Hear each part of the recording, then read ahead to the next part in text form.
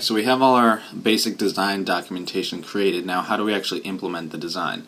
The first thing that we do is we give our documentation to a master electrician, and with a team of electricians, they will install all the lighting equipment according to that documentation. At that point, the lighting designer will step back in and direct the electricians in how to actually focus all the lights. That's how it would happen professionally. Master electrician and the electricians take care of all the installation, and the lighting designer, just comes back in for focusing. For our production of My Fair Lady, it didn't work that way. I was the lighting designer, the master electrician, and quite often also an electrician. That's just, the way it works. If it's really better if you have different people for the designer and for the electrician, because if the lighting designer knows that they're going to have to install everything that they're specifying in their design, they might be less inclined to do certain things in the design, even if it's a good decision, especially if it's particularly maybe difficult to install. The designer knows that they're going to have to do pretty much all the work, so it might affect their decisions in that way. So it's just, if it's possible, it's better to have separate lighting designers and electrical crews. So once the lights are installed and focused, then we go into tech rehearsal. And during tech rehearsals, that's when the lighting designer will actually create all the lighting cues of the show. And also at the same time, they'll create cue sheets or scripts, something that tells the people who are running the show when those cues are supposed to happen. Okay, so the first thing was hanging the lights. And the whole point of this process is going from the paperwork to reality, actually hanging the lights the way the paperwork specifies. One comment about both creating the lighting plot and how it applies during this hanging process: cable is your friend. Cable is what enables the lighting designer to put lights where they need to be. So, say I need to put a light down here, but my only available circuit is down here. If I don't have the cable necessary to make that connection, I'm going to have a problem. I'm going to have a design problem. So you can never have too much cable available. I'm not going to go into any detail other than that about how this process actually takes place. It involves a lot of labor, just a lot of work and many hours. So one thing I will say is that this is a place in the process, other than the strike of the show, where extra help can always be used, especially if the lighting designer is also acting as the master electrician and also doesn't really have dedicated electricians. So a lot of people always come in to help with strike, but this is a place where people can come in and help, before the show actually opens. Okay, so that's hanging. Next, we have to focus the lights. So basically how focusing works is we put an electrician up at a light, and then we turn that channel on. And then the lighting designer is going to stand on the stage in the position that they want that light to be focused. So the electrician will point that light right at the designer, and then the designer will give the electrician further instructions.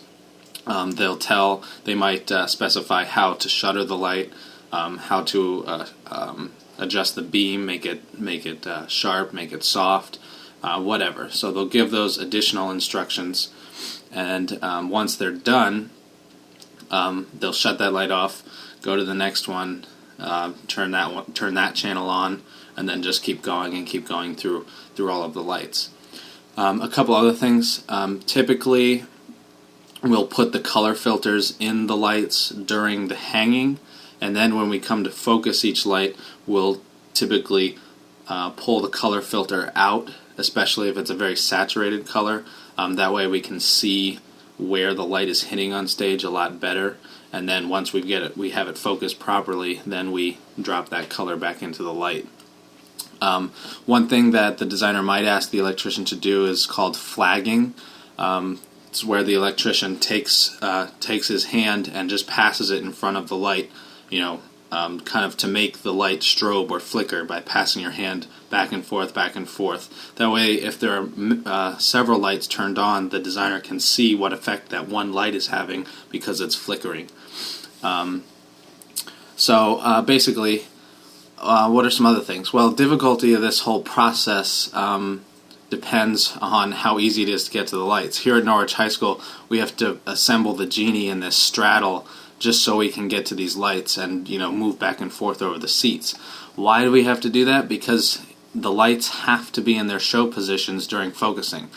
Even if we could bring these lights down, we couldn't focus them that way because we'd have to guess on how to focus it, and then we'd have to send the lights back up and then see how close we were and then bring them back down and make an adjustment and then send it back up. So it's just not practical to do that. You need to have the lights in their show positions when you're focusing. Okay. And again, this is another place during the process. Hanging and focusing are two places during the lighting process where extra help can always be used rather than just during strike. So these are 2 points during the setup of the show where assistance can always be used. Okay, I want to pause for a second and go talk for a minute about safety. This is me at the Martin Capel Theatre in Norwich, 2006. This is Martin Capel, the person who taught me lighting design, 2005. The reason the theater I'm working in is called the Martin Capel Theatre is because 2 months after this photo was taken, Martin died in an accident in a theater involving a counterweight rigging system. So let's pause for a moment and talk about stage safety. It's very important during the hanging process and also during the strike process because that's when things are really changing on stage. So let's stop for a second and talk about that. First of all, rigging systems. Most proscenium style theaters will have a rigging system over the stage, and basically when you walk on stage and you look over your head, all the lights that are over your head or curtains or scenery or whatever is being balanced by counterweight. The only reason it's up there static and not moving is because it's properly balanced by the same amount of counterweight. Let's see here. Basically, it's held in balance by the counterweight, and then it's operated by hand. It's actually moved by hand. So here is a stack of counterweight. Now let's count up the weights here. How many are there? 1, 2, 3, 4, 5, 6, 7, 8, 9, 10, 11, 12, 13, 14, 15, 16. And then there are 3 small weights. So 16 48-pound weights and 3 24-pound weights. That adds up to 840 pounds.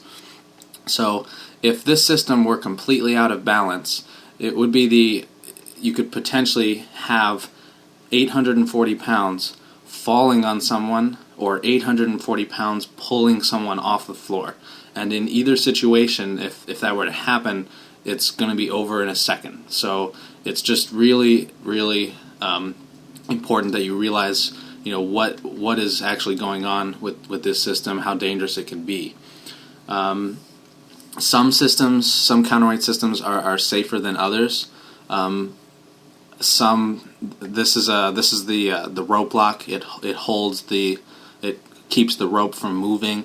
Some systems, that rope lock cannot be opened if the system is out of balance. But in most situations, that's not the case.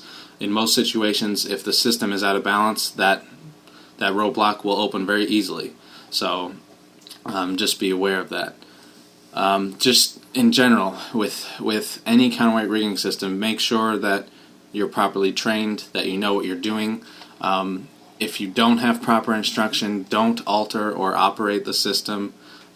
Make sure you read the documentation, and make sure you read the correct documentation, because there are different types of systems, At Norwich High School, we have a single purchase counterweight rigging system without a loading gallery. So if you don't know what that means, you can't really find the correct paperwork to read to know how to operate it.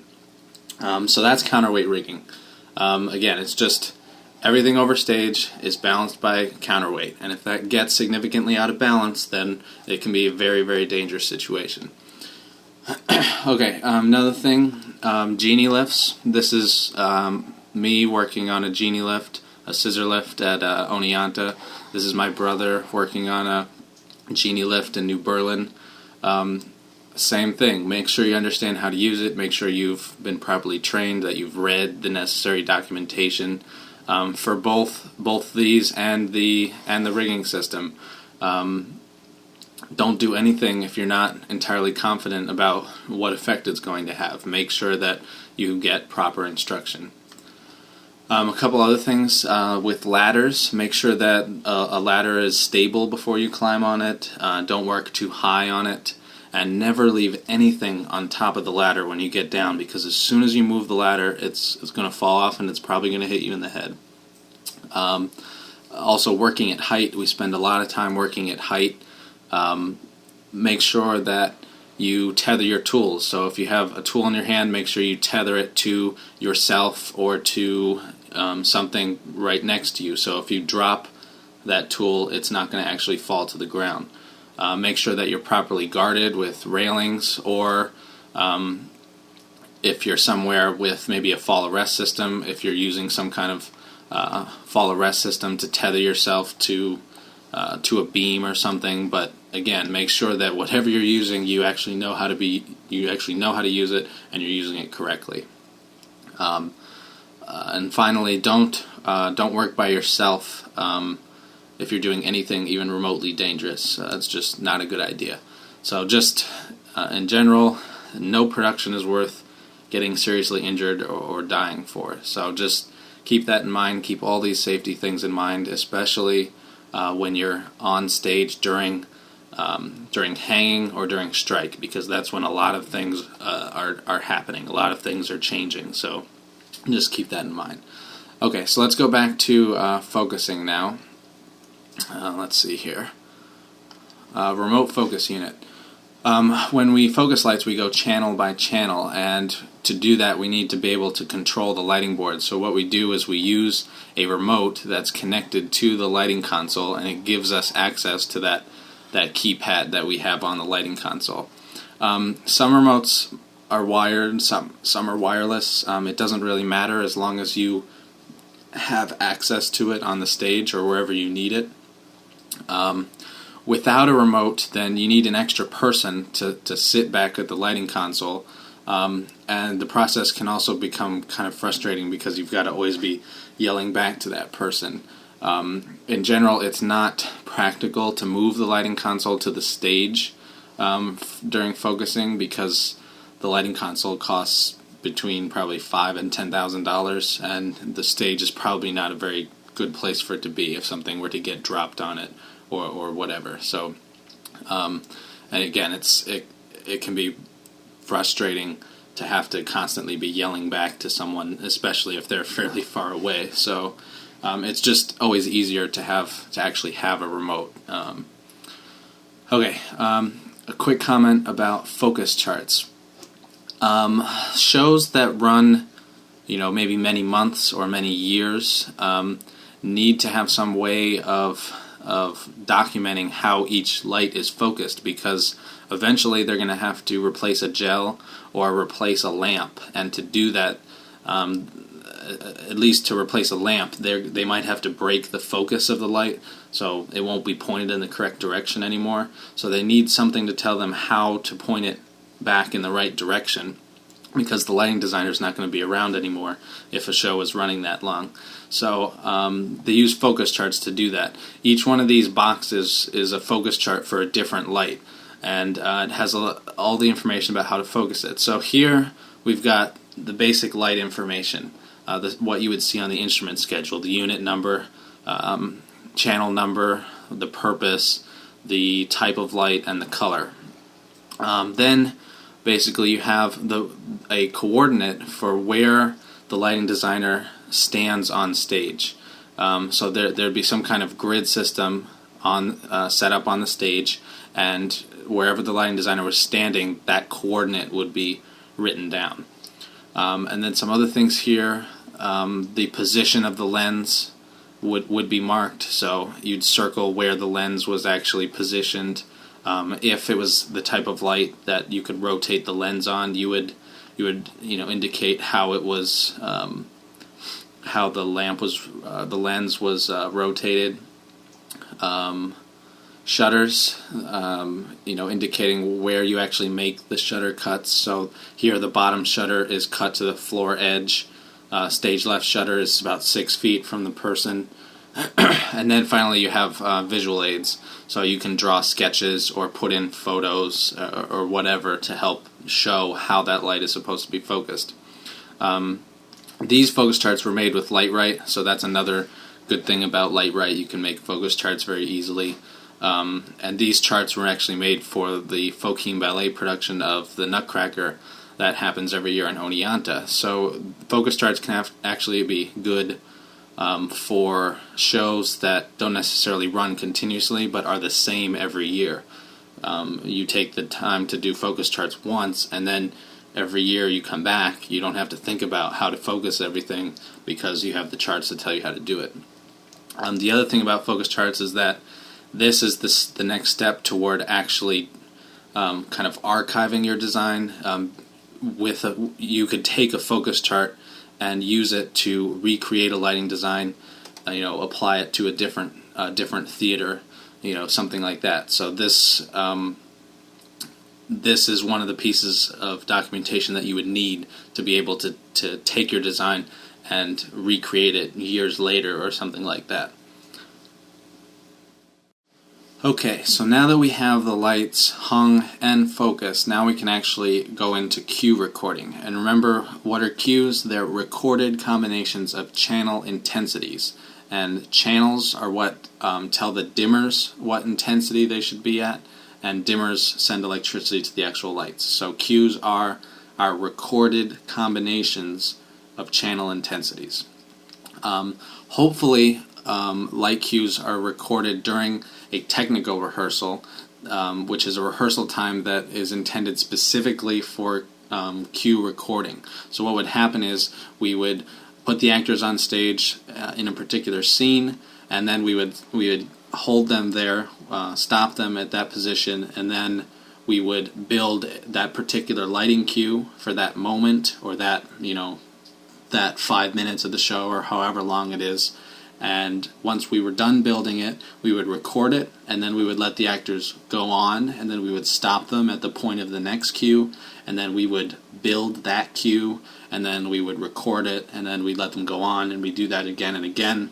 And once we got through maybe 5 or 10, we might have the actors go back and then walk back through that section as we played the cues back to check the timings and things like that. So that's how a real professional cue recording session would go. All the actors would be there, and they would be at the disposal of the lighting crew and the lighting designer.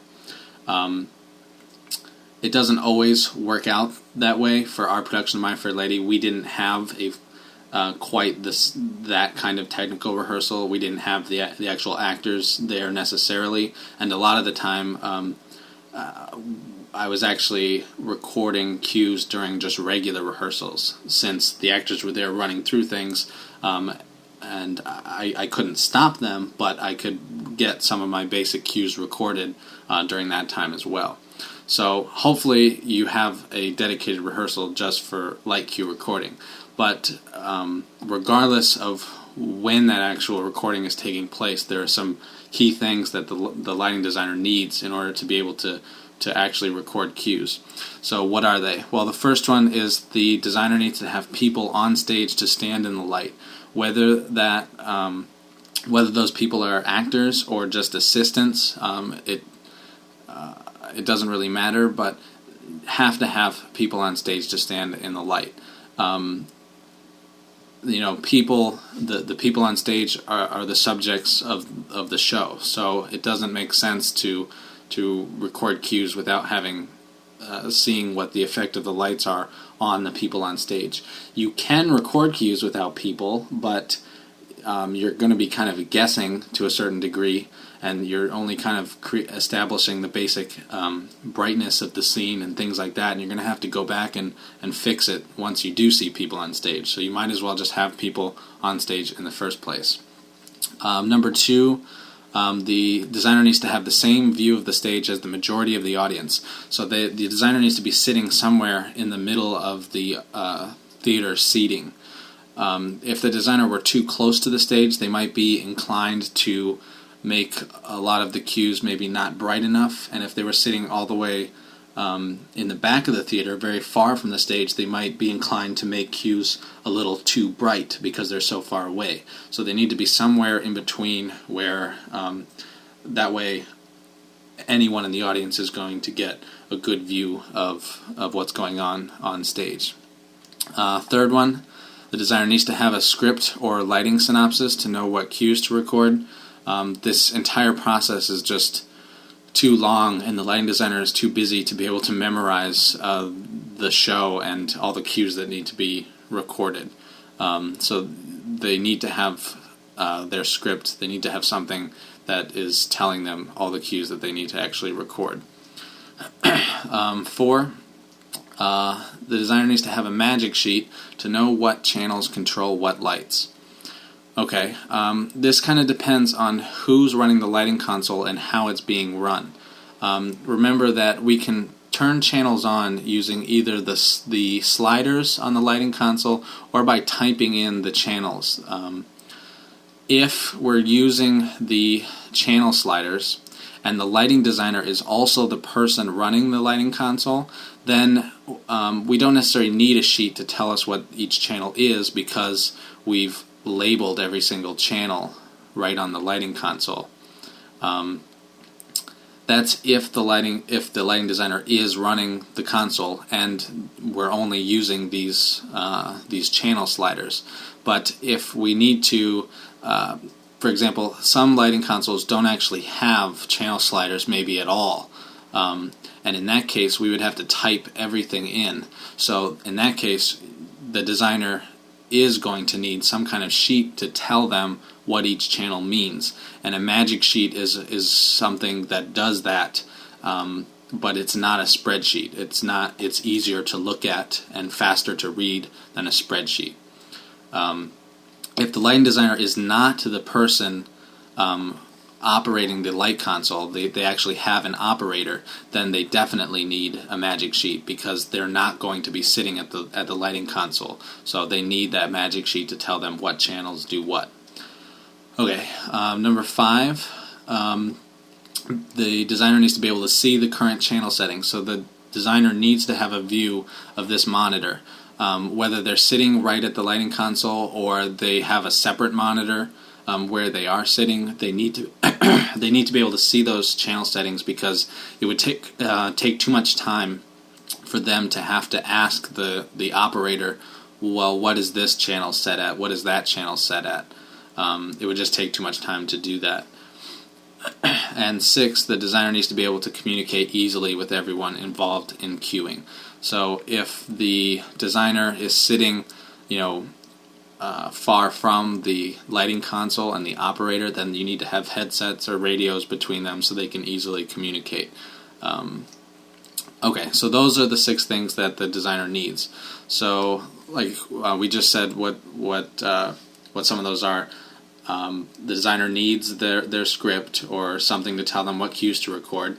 In the case of our show, My Fair Lady, I used primarily my script notes to tell me what cues I had to record. I also referred to my scene analysis because that was also a synopsis of the important action of each scene and told me what cues I needed to record.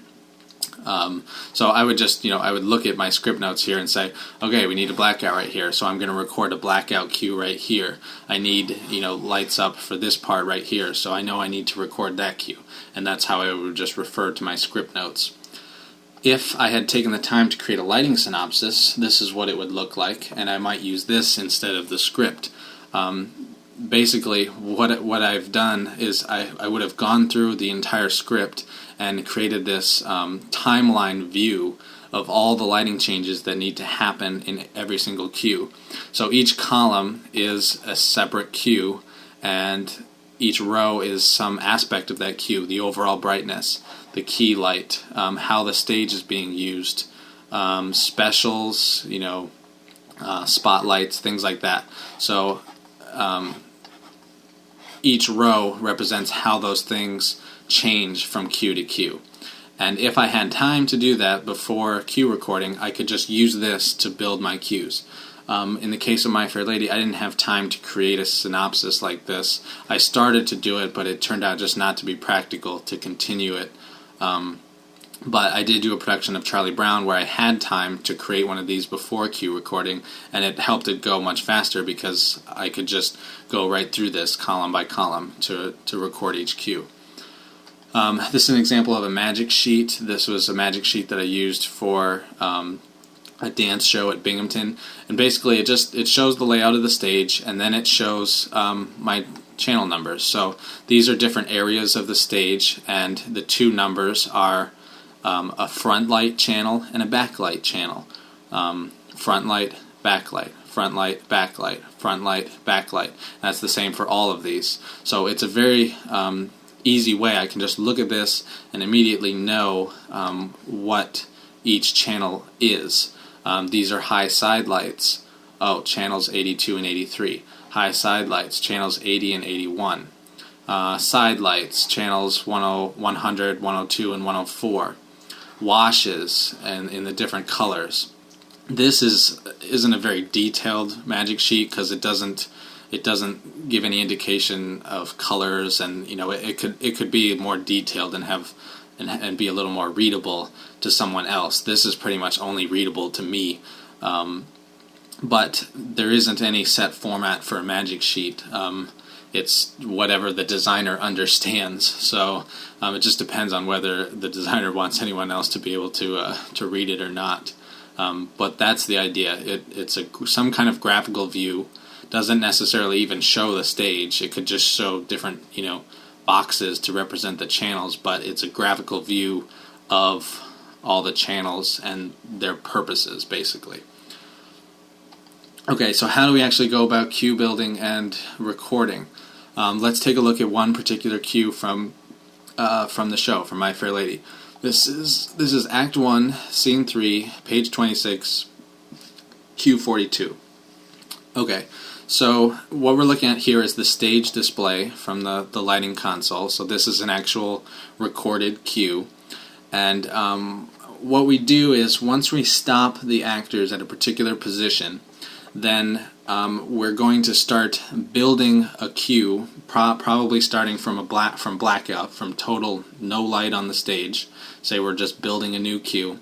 The lighting designer is going to call out channel numbers and intensities to the console operator, and the operator will turn them on. And then basically the lighting designer is going to use maybe that lighting key as a starting point, and they'll start turning lights on, start building something on stage, and then it's basically all visual trial and error. It's I might say turn these 3 channels on, 7, 8, and 9, 30%. Okay, that's not bright enough. I'll push them up to 40%, whatever. And I'm just going to keep going through doing that, building that entire cue. So let's look at what some of these channel values here actually mean. These 2 through 12, these are all front lights for the downstage portion of the stage. So if the actors were to walk more downstage, then these would pick them up.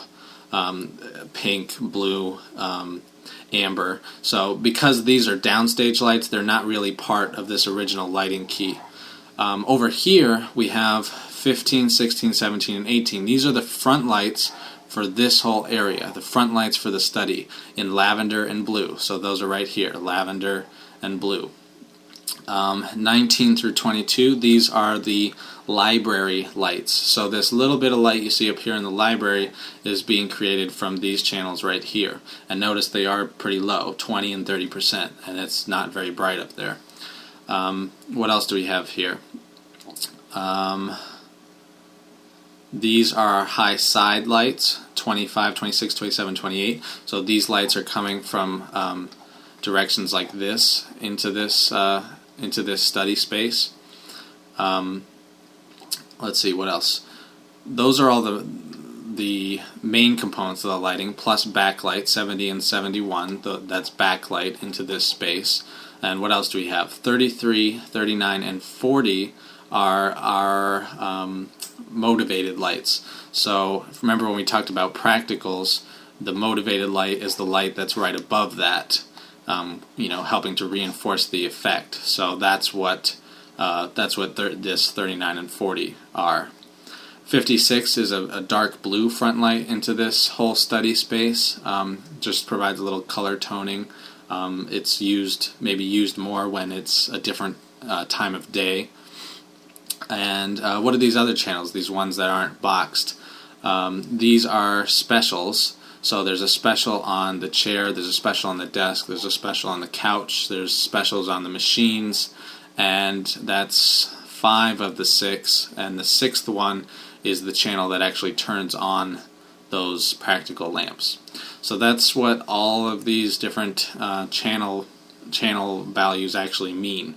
So we would go through, and eventually the lighting designer would arrive at this particular combination of channel intensities, creating this look on stage. And again, we used the lighting key as a starting point to create this, but the percentages here do not correlate to the percentages here necessarily. Again, this is the starting point, but it's all about visually what it looks like. So if something doesn't look right, then we change the channel values a little bit. And once we get to where we want to be, then we would push the record button, we'd type in Q42, and then we'd specify how long we wanted it to take. We wanted it to take to fade into that cue. So that's how basically the entire process works. And we wouldn't necessarily start every cue from blackness. We might, use a previous cue and just change some things about it, and then, re-record it. So we don't necessarily you don't have to build every single cue from scratch. You can take previous cues, modify them, make them brighter, make them darker, whatever. So that's basically how building and recording actually works. Okay, so this is what we end up with after cue recording. We end up with a script with all of our lighting cues in it. So note the cue numbers here, 60, 61, 62, 63, and it says when that cue actually takes place. Oh, the actors are in place. 61 happens when this song starts. 62 is after the song ends here. 63 is, after this blackout is complete. So how do we actually go about playing those cues back? Well, at the beginning of the show, we would just load cue 1. We would just load the first cue, and then all you have to do is push a go button. And so if you're on cue 1, you push go, it automatically goes to cue 2. So when we get to this point in the script, the operator just pushes go, and cue 60 plays back. Then we just follow the script, and when you get to 61, you just push go, and the lighting console fades from 60 to 61. Some things about cue numbers. If I wanted to actually add a new cue right here, I could do it and record it as 60.5 or 0.4 or 0.3. I can actually record cues between two numbers. And also, if I wanted to say delete a cue, like delete 61, then the lighting console would automatically go from 60 to 62. So it doesn't have to be right in sequence, 60, 61, 62. I can put cues between, and I can cut some out. It'll just go from the, whatever it's on to the next number in numeric order. Some other things on this cue list, there are some manual cues that have to be have to be operated, so the smudge pot effect was something that had to be manually done. And also there are reminders on here to remind the follow spots that a cue is coming up, or that a cue is about to end. Note on this cue sheet, one thing that's really important is how easy it is to read. It's uncluttered. The cues are highlighted. If you could see it in color, they're also color coded. There are no notes from prior in the show, from like rehearsals or anything like that. This is just a clean cue script. So it's very easy to read. Everything's written very large. That's very important for a cue script or a cue sheet, because that's what's going to really allow you to run the show correctly, consistently. Okay, how does this calling of cues actually happen? Professionally, during cue recording, it's actually the stage manager who is writing down the lighting cues and when they happen. So this script you see right here would be a stage manager's script.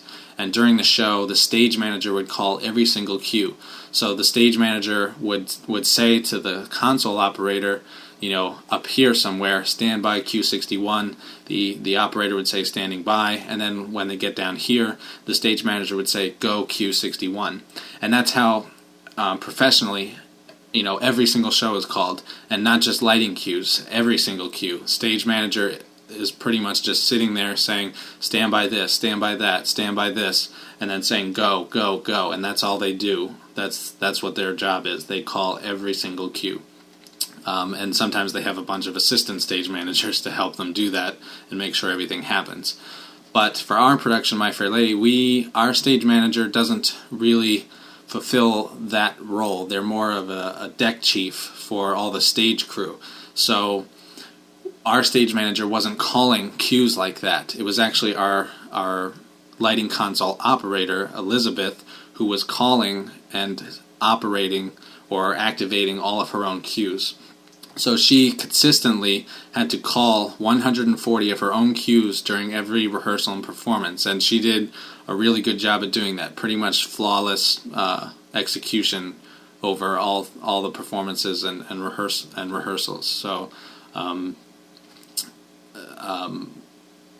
it can be really stressful to have to do that, because when there is a stage manager, it's the stage manager's fault if something is not called correctly, because the lighting console operator is just doing what they're told. But Elizabeth not only had to follow along and call and activate all of these cues, but also do manual cues, remind the follow spots that they had cues coming up and all this.